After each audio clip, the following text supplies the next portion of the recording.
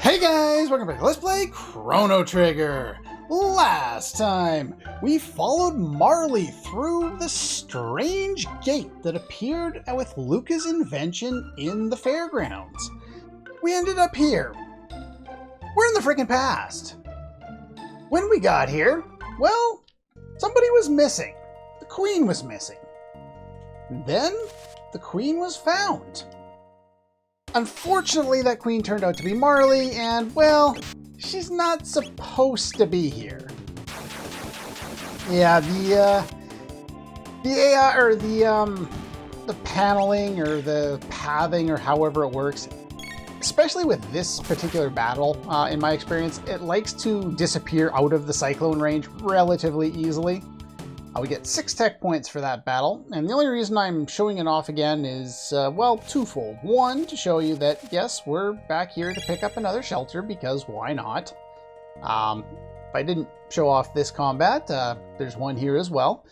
But more importantly, we need to learn something for Lucca, because she doesn't have any techs yet, and that's going to be important. But yeah, one of the interesting things about this game, and I don't know if I'm going to be able to show off all of them because I can't remember off the top of my head exactly where they are, but each save setup, or each point in the plot, has its own save title. And what I mean by this is if you open your menu and you check here, it'll say the Millennial Fair. That's the very first one. The Queen Returns is actually the second one, and I missed showing off that save file. Like I said, I'm not going to be able to show off all of them very likely, just because I don't remember the exact starting and ending points for all of them. But I remember I've seen them all in the past. We are currently on The Queen is Gone, where, you know, Marle was found as the Queen returns. Marle's now gone. The Queen is definitely gone now. Speaking of which, we gotta go find Lean, and yes, we learned a tech there for Lucca, which is Flame Toss, giving us access to the Fire World Dual Tech. This will be important relatively shortly. How far are you from a level? You're gonna gain a level before I go, even if I have to fight an extra battle or two. We'll just stick with normal attacks. We don't need to worry too much.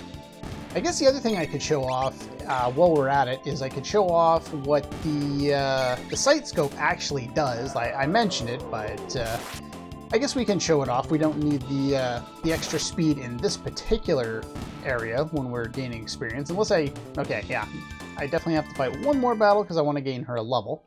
So let's just throw it on real quick just to kind of show what it does. It's something I almost never use because, well, you don't really need to find out how much HP the enemies have. But yeah, if you target an enemy, it shows how much HP they have, their name, and, you know, their total HP if you want to, you know, be specific about that. You know, their total or their max or both or whatever.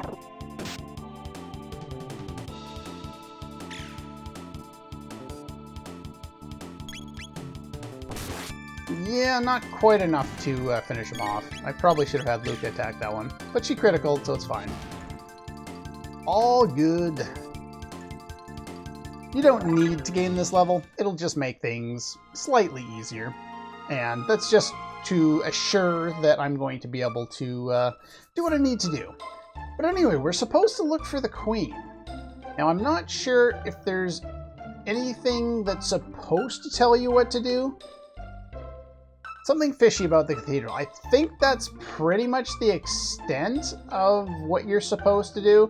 Yeah, I knew that. And check your pile. Yeah.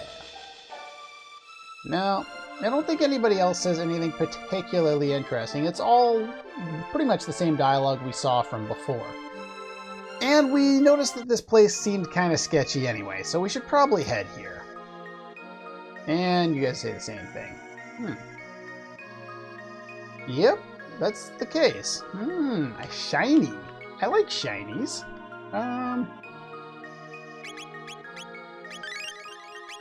Probably a good idea.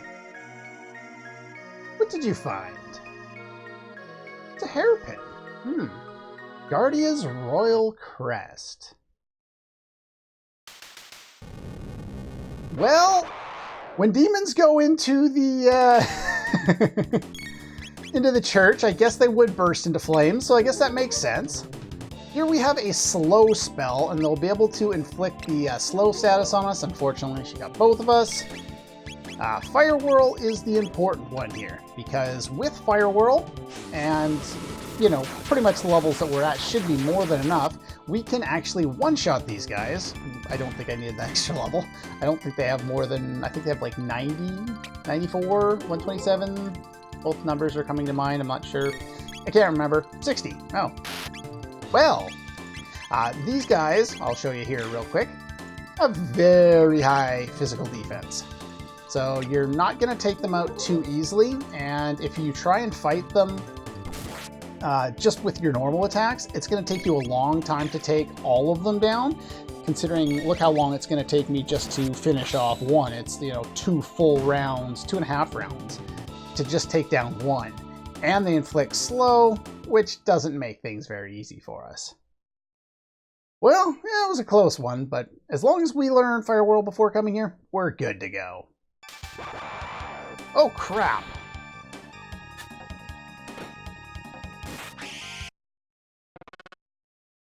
Lower thine guard, and thou art allowing the enemy in.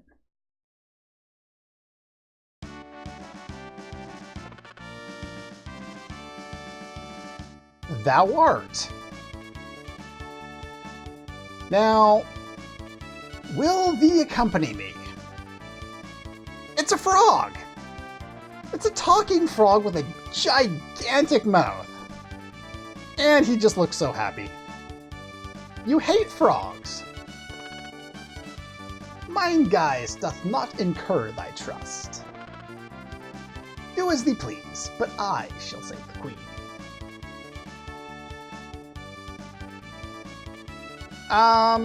Hold up there, buddy. You don't seem like a bad person, frog thing. I mean, you did kind of save me, so yeah. What should we do? Well, you weren't too happy about it, so let's just pass. It might be risky to go alone. What should we do? Yeah, it's one of those, you must go with the frog. But that's fine, because we want to go with the frog. What's your name, good sir? Real original. In the Japanese version of the game, his name is Kaeru. K-A-E... Wait. K-A-E-A... Ah, crap, I can't remember. I'll put it on screen. I can't remember how to spell anything. But, yeah, it's... I'm not sure. It might be the Japanese word for frog, if I recall. I can't remember. It's been a long time since I looked that up. One of the best poses you'll see in this game. He's flexing his massive bicep. They didn't give him an original name, but Frog is awesome. And yeah, I started talking about it, but this is one of the reasons why people dislike this translation, is that they went way overboard with Frog's dialogue, giving him not even an accurate dialect of like Victorian or whatever time period you're supposed to be emulating with that accent. But yeah, it's a little over the top, but even not understanding a lot of it, I loved it growing up. It was so much different and so unique compared to what everyone else sounded like that you couldn't go wrong with it. Anyway, let's take a quick look here. Frog comes with a bronze edge, bronze helm, bronze mail, and a power glove. Cool. He's already more powerful than our hero, and he's even a higher level. And if we go over to techs, he's already learned his first tech, which is Slurp, which is a healing tech. Anything that appears in yellow here will allow us to heal inside the menu. We can also heal in battle by using it. And he's already started to work on his next ability, which is Slurp Cut. Now, they said there might be some way of figuring out what to do if we look around the premises. Well, there's nothing here. If we go out, loop around, we can't really go anywhere. Well, this is another one of those situations where me, stupid, and me could not figure this out as a child. In fact, you interact with pretty much the one thing you think you could possibly interact with.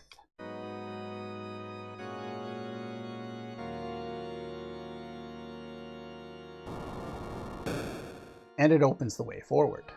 Apparently, Chrono knows how to play the organ. Now, I missed whatever the first item was. I'm just so in a habit of skipping all these guys, but you don't have to. You can go fight all these guys. There's different, there's a number of different fights that you can do around here that are actually relatively effective at gaining you some levels early on.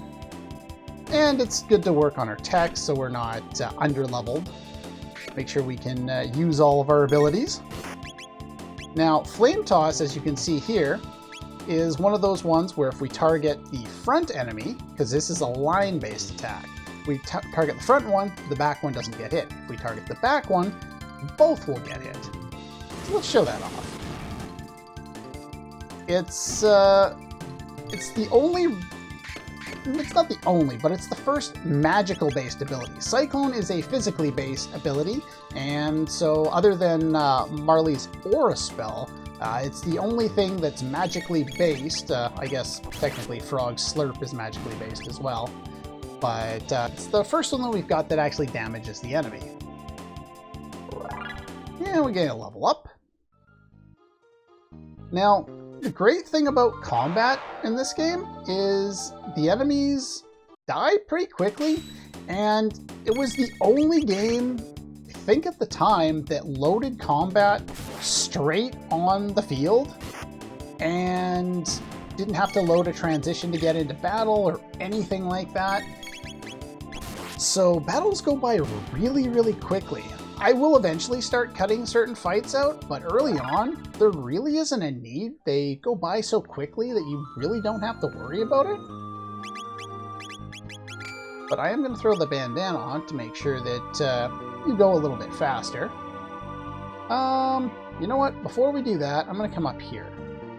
Here is a Steel Saber, which is a nice upgrade for Chrono, and he now is the most powerful character that we have again. Alright. So now let's pop in here. We've got a maiden suit, tonic, and an ether. Maiden suit is female only, and will now be equipped on to Lucca there. And we're going to put the Karate G, or we're not. I needed a helmet, not an armor. Never mind. I don't have anything else that I can put on. That's more than fine. The other thing in here that's hidden is right here. Secret Naga Et Bromide. When I was a kid, I always pronounced it Naga Eti, which is wrong. I also didn't know what it was. The advantage of, you know, getting older, you learn what exactly they're hiding in here. And why they want to take us down for it.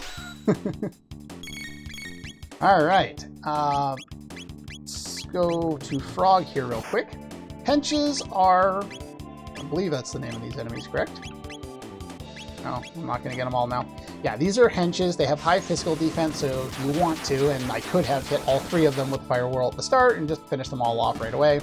But I wanted to show off that they had the high defense. You can obviously still take them out with normal attacks if you want to, but it's definitely not required.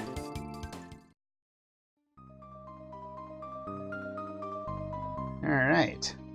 It took me a while to eventually get into this room.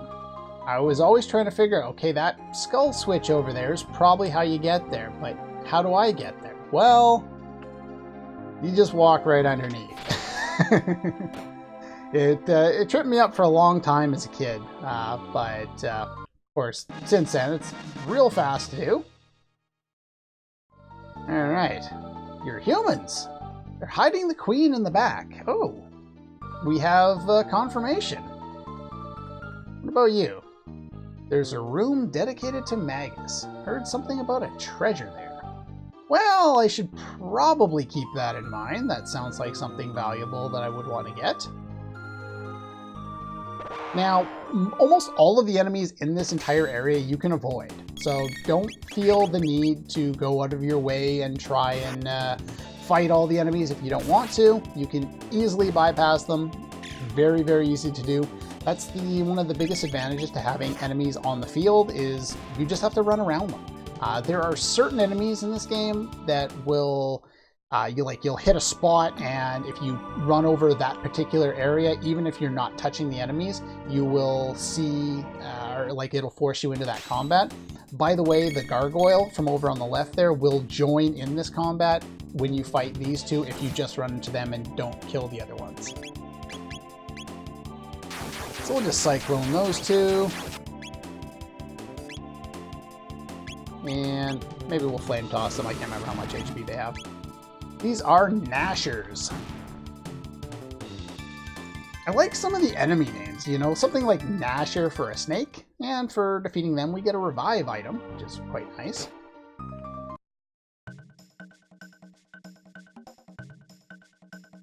Disguises? Should I be fighting you guys? Oh, they think we're monsters in disguise. Or robots in disguise, one of the two. It's almost your shift. You hate pretending to be human. It's so repulsive. Ones we ate recently weren't so bad. The 2 soldiers we caught look rather plump and juicy. I like the reaction. Yakra's so smart. His plan to capture the Chancellor and take his place. Worked perfectly, didn't it? Now the Queen's captive and the castle's in an uproar. This is rich. Now you have to talk, I think, to all of them, at least the back 2. And this guy says he'll go take a look at Magus' statue before his shift. And then all you have to do is follow him, though if you're faster, you can get to this point and it stops you from moving, and then you can go in here.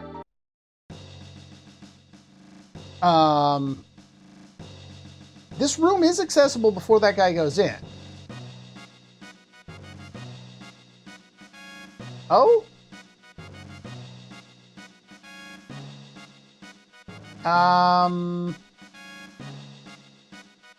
What?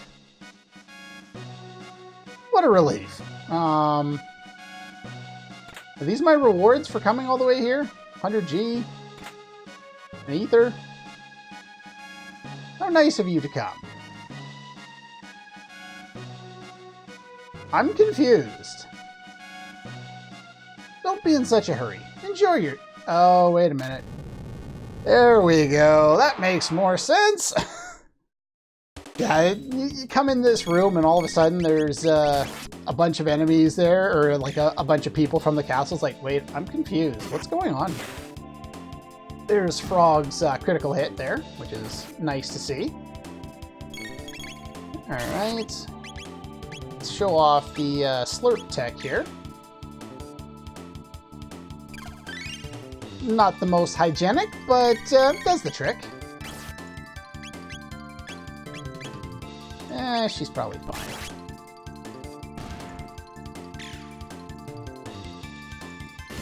But yeah, you can either heal in battle or outside of battle. It has no bearing on anything. It's not like one of those games where you have proficiency with spells or anything like that, and you have to use them in combat to get the most out of them. But yeah, oh, we learned Slurp Cut. And we learned X-Strike. Very nice. Well, we saw that gargoyle, but there wasn't a gargoyle in that fight. Excuse me. Well, if you just keep walking this way. Yeah. Flashing eyes like stars, and flowing hair like waves atop the sea.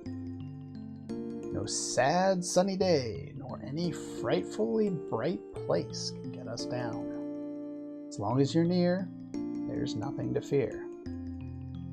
Our hero Magus. A speed belt. And a defender. I did not know about this place during my first couple of playthroughs through this game. I probably found it by accident. It's a very cool little area. And one of the things is the Defender is an item that normally, if you don't find this room, you won't find until another area. And so I've always associated the Defender with that particular area, even though you can get it earlier.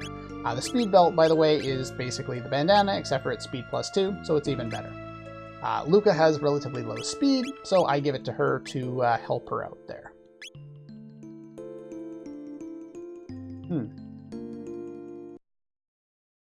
Join us in singing your funeral dirge. Well, the nice thing is they've grouped themselves all nicely together here. So what we're going to do, we're going to get Firewhirl going, and we're going to finish off all of those guys right off the hop there. Nice, quick, and easy way to finish them off. Slurp Cut we will show off. It won't be particularly effective because, again, these guys have high physical defense. But, yeah. Interesting little ability there. It's, we'll save X-Strike for a little bit later.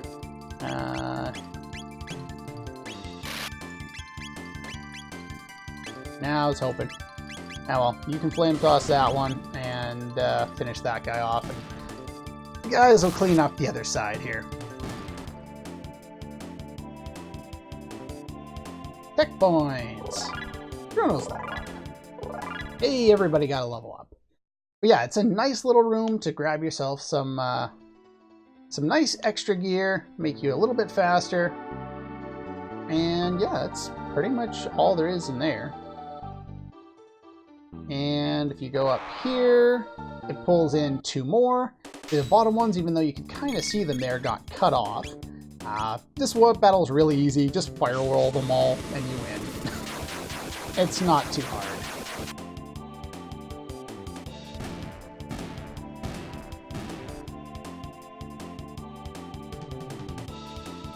But yeah, this isn't a terrible spot to do some extra battles, just because if you zone one screen, you can make a lot of the enemies end up respawning.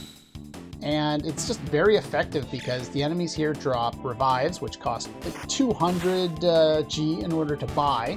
So it saves you a whole whack ton of money.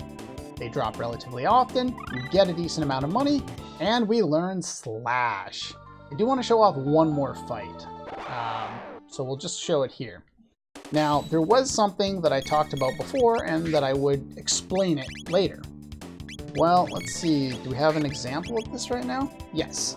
So the partial memory that I was talking about, the partial cursor memory in combat, this is what it does.